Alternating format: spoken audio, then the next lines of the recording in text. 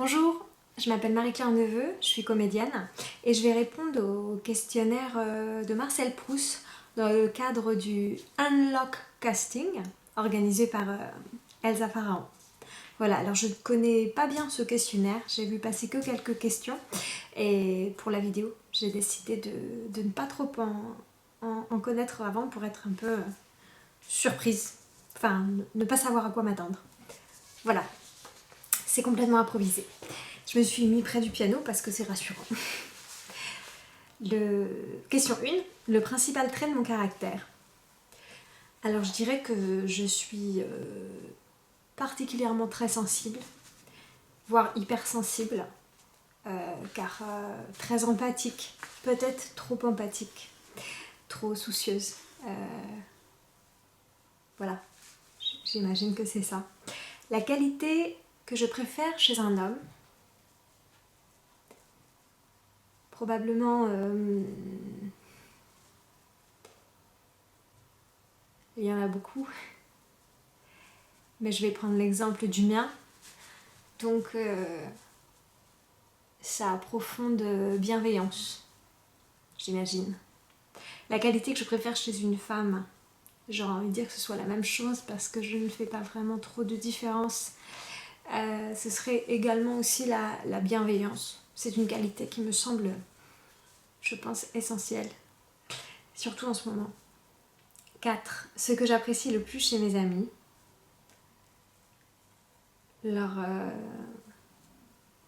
évidemment leur bienveillance, mais leur folie, leur créativité, leur délire que des fois je ne comprends pas. Je pense que ça peut être ça. Et qui du coup m'inspire et m'oblige des fois à lâcher prise, je pense. Ouais. Leur fougue. Mon principal défaut, je pense que j'en ai beaucoup.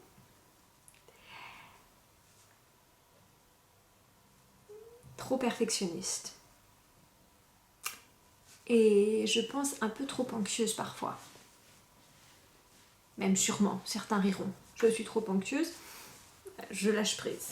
Il faut plus, mais voilà. Mon occupation préférée. Aller au cinéma, aller au théâtre, lire un bon livre. Il y a beaucoup trop de choses en fait que j'adore. Non, il y a beaucoup trop de choses. Je peux pas classer. Mon rêve de bonheur.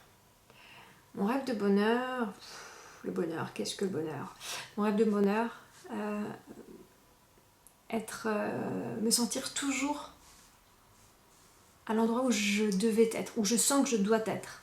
Il y a des moments rares comme ça dans la vie où on sent que on est exactement à l'endroit où l'on devait être. C'est exactement le bon moment. On sent qu'on est en parfaite harmonie, qu'on est complètement centré, j'ai envie de dire. Et c'est ces moments-là qui sont pour moi un peu le bonheur. Et si tout le monde pouvait y accéder, je pense qu'on aurait un équilibre assez parfait sur la planète. On n'est pas près d'y arriver, mais bon. Quel serait mon plus grand malheur?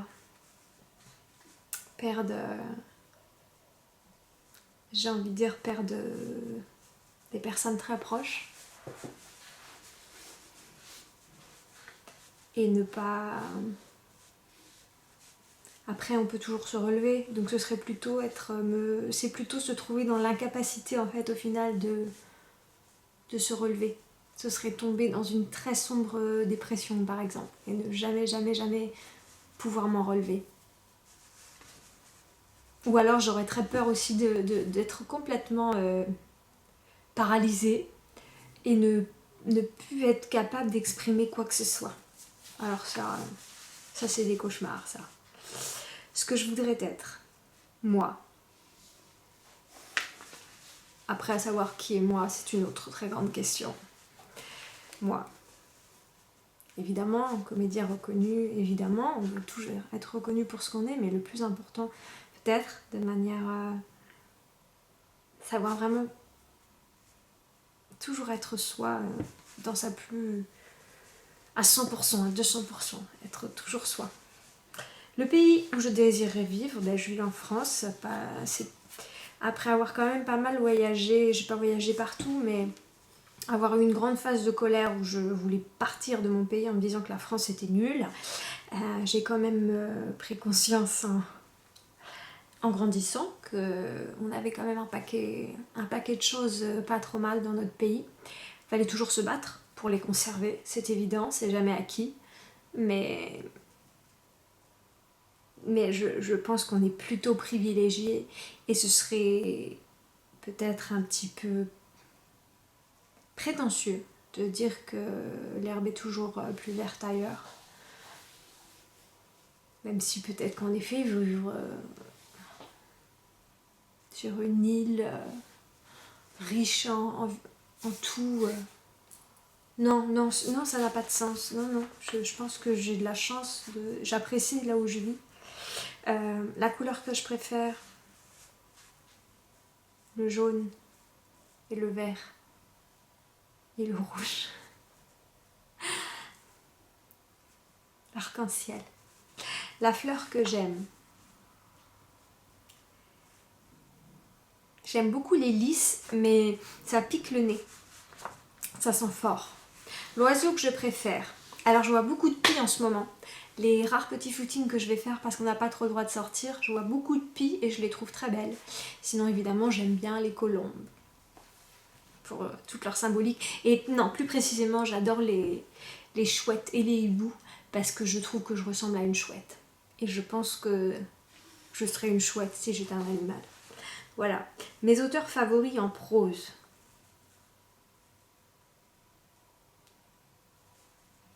J'ai beaucoup aimé Haruki Murakami. Il me vient comme ça parce que c'est un auteur qui m'a longuement marqué. C'est sûrement pas l'auteur que je lis en ce moment, mais il m'a marqué. Ça c'est sûr. Et Noam Chomsky, qui n'écrit pas de la fiction, mais Noam Chomsky c'est vraiment un auteur, penseur incroyable. Très important. Je pense. Il y en a tellement.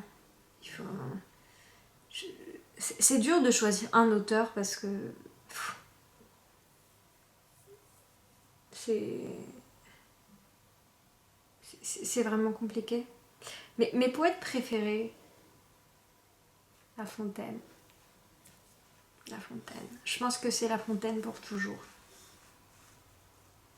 Et il y a pas mal de slammers aussi qui écrivent des très beaux slams. Kalune, qui est un ami slammer, qui écrit des slams très engagés.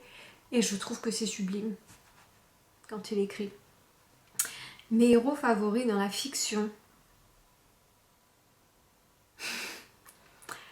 Quand j'étais plus jeune, je voulais être Electra. Parce que c'était une femme parmi tous les super-héros et je trouvais ça quand même vachement génial. Mulan, parce que c'est une femme parmi les guerrières et je trouvais ça vachement génial. Et je viens de Rouen et la Jeanne d'Arc crucifiée à Rouen sur le bûcher, pas crucifiée non, mais sur le bûcher et qui partait en guerre. Ces femmes qui se battaient, ça m'a toujours... J'ai un peu toujours fantasmé sur la guerrière. Voilà. Après, on a des héros plus simples, hein, des héros de tous les jours, comme la loi du marché. Ces héros, ces gens de tous les jours qui essayent, en fait. Comme Vincent Lindon, qui incarne toujours bien ces héros de la vie de tous les jours, comme dans Welcome. Des gens qui essayent, en fait, de faire du bien et des gens simples qu'on voit pas. Et en fait, c'est même plus des fictions, c'est de la réalité pure. Mes héroïnes favorites. Ah, il y avait héros et héroïnes, mince. Bon, bah, j'ai déjà dit, du coup, j'imagine. Voilà. Mes compositeurs préférés.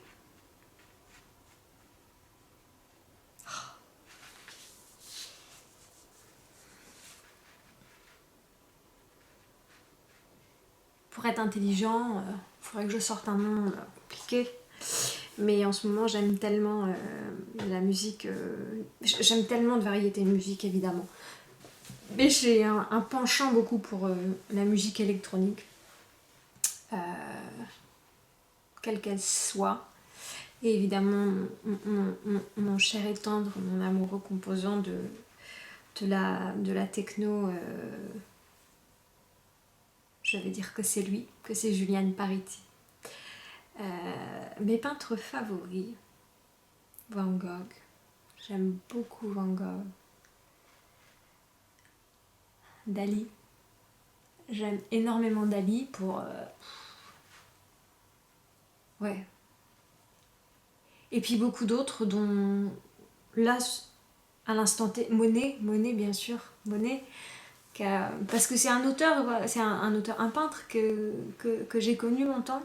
Enfin que j'ai connu, dont les toiles m'ont été ramenées depuis assez jeune, puisque je suis normande et qu'il y avait souvent des activités autour de nos Monet à l'école et en grandissant. Donc forcément c'est un peintre que j'ai plus affectionné parce que je le connaissais via des activités que je faisais. Enfin son travail, hein, pas lui personnellement évidemment. Donc mais il y en a tellement. Le souci c'est que je retiens pas toujours les noms et du coup là je dis ce qui sort, mais en réfléchissant je dirais sûrement autre chose. Hein. Mes héros dans la vie réelle. Mes parents. Mes parents sont... Je pense qu'ils seront... je crois qu'on dit canonisés, élevés saints. Ils sont tellement... ils donnent tellement de leur temps pour les autres. Ils font partie de ces gens sur qui il n'y a pas d'éclairage, mais qui consacrent un temps incroyable au bien-être d'autrui, de la communauté, de la société, en accordant vraiment du temps, de la bienveillance, de la gentillesse, un coup de main. Ils organisent plein de choses avec des personnes de tous milieux sociaux, hein, et surtout des gens qui sont très seuls et qu'on ne voit pas, qu'on oublie. Bref, ouais. C'est vraiment des héros. Et puis après, dans la vie réelle, bien sûr, j'aurais envie de dire, l'abbé Pierre, pour moi, fait partie de ces gens héroïques qu'on a envie d'élever. Martin Luther King, bien sûr, c'est des gens, Simone Veil, ouais. Il y en a beaucoup. Des gens sur qui on avait le projecteur, mais voilà, il y en a beaucoup sur qui on ne met pas le projecteur et qui sont vraiment très importants. Mes héroïnes, voilà, j'ai un peu mélangé les hommes et les femmes. Hein. J'ai pas envie de trop de séparer les hommes et les femmes. Pourquoi Marcel Proust, tu sépares autant les hommes et les femmes? Mes noms favoris, mes noms de famille, j'en ai pas. Ça n'a pas de sens. Je vois pas pourquoi j'aurais un nom favori. C'est bizarre comme question. Ce que je déteste par-dessus tout, l'injustice. Et ça, c'est une révélation des gamines, l'injustice. Le fait que quelque chose se passe et que ce soit injuste et que ça se passe quand même et qu'il n'y ait rien qui soit fait pour que ce soit réparé. Que ce soit des toutes petites injustices, hein, du quotidien, quand t'es gamin, à des crimes, à des non punis, impunis, à de la corruption, à tout ça, jusqu'à la destruction évidemment de l'environnement, à la condamnation de personnes qui ne sont pas responsables et des innocents, aux dommages collatéraux, hein, ce qu'on appelle, bref, tout, l'injustice dans toute sa splendeur. Je supporte pas. Personnage historique que je méprise le plus.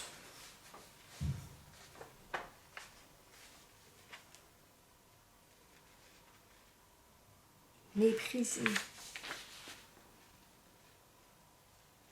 Ça me rappelle une question qu'on m'avait posée quand j'étais au collège en cours de théâtre, où on me demandait de visualiser une personne que je haïssais de tout mon cœur pour être en colère, voilà, dans les premiers cours de théâtre.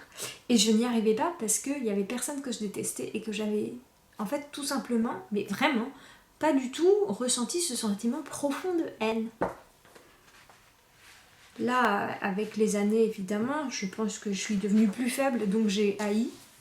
Mais tout du moins je n'ai vraiment pas apprécié, mais dans l'histoire, c'est-à-dire que évidemment on peut pas aimer des dictateurs, on peut pas aimer, on va mépriser des dictateurs, on va mépriser des gens qui, et encore plus que les dictateurs, les personnes qui ont très bien su retourner leur veste, que ce soit lors de la Seconde Guerre mondiale ou de tout autre conflit, des gens qui ont profité, qui ont tiré profit d'une situation dramatiques, scandaleuses, des gens qui ont dénoncé des juifs, des gens qui ont dénoncé des résistants, des gens qui ont dénoncé des Arméniens, des gens qui dénoncent un peu les petites langues de serpent là, qui se cachent derrière la porte et qui balancent. Les balances, voilà. Les balances. Je méprise le plus les balances. Le fait militaire que j'estime le plus.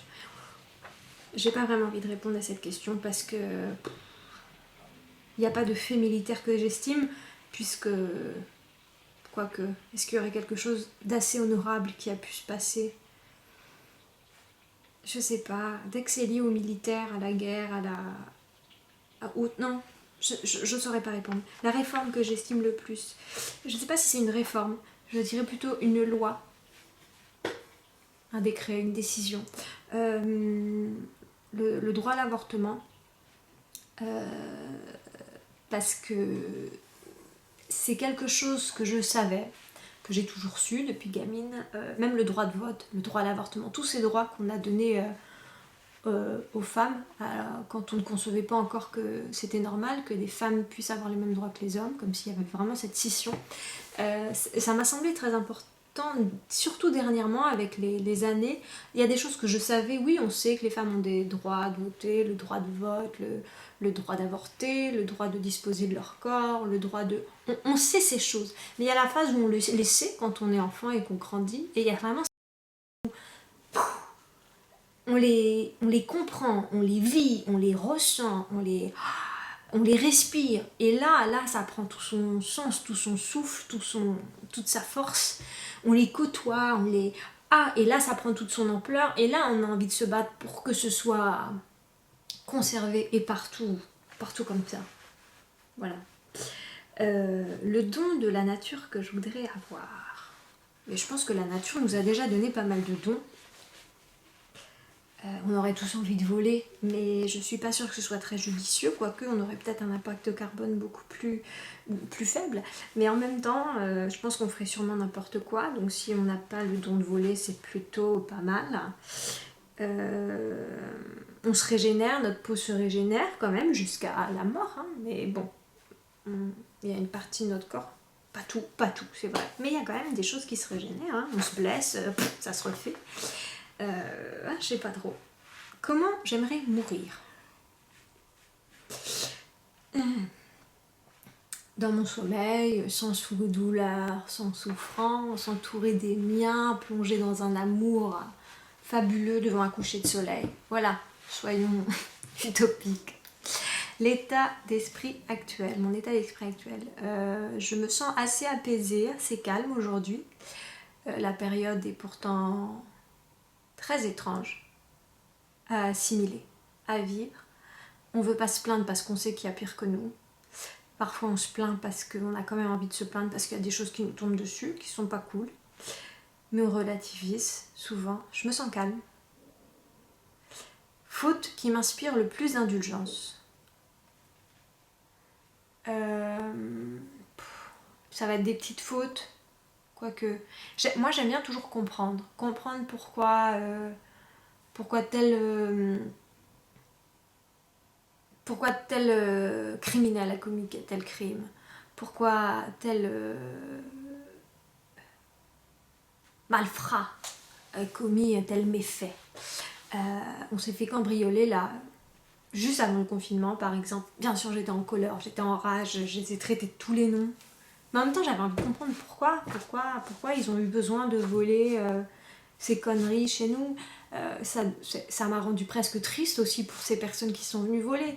Donc, c'est pas l'indulgence, j'ai envie de comprendre. Une fois que j'ai compris, je pense que je peux être indulgente à partir du moment où...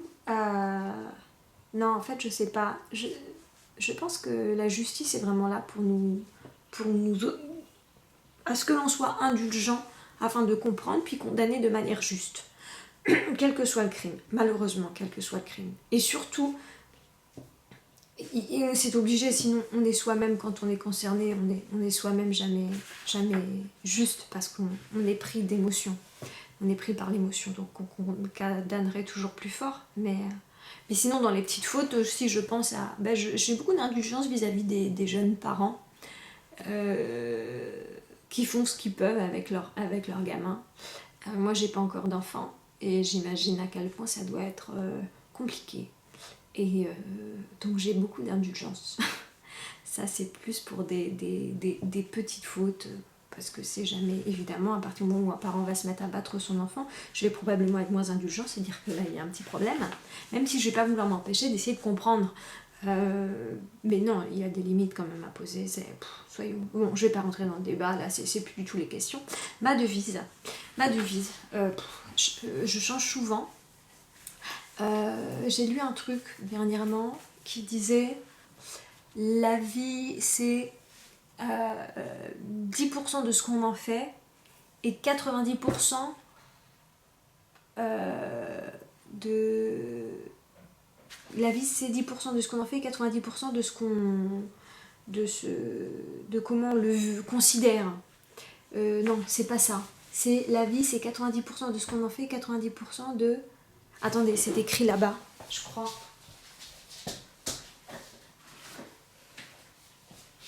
Ah, c'est ça. La vie, c'est 10% de ce qu'on en fait et 90% de comment on l'apprend. Voilà. Ça, je trouvais ça cool. Il y a un truc aussi que j'ai entendu dans un film très drôle dernièrement. On n'est jamais à l'abri d'apprendre un truc. Et ça, j'aime bien parce que j'ai l'impression tout le temps d'apprendre plein de trucs. Voilà. Donc, restez éveillés, on n'est jamais à l'abri d'apprendre un truc. Voilà, c'était tout pour moi pour le questionnaire de Proust que je viens de découvrir avec vous. J'espère que c'était pas trop long. Et à bientôt. Ciao!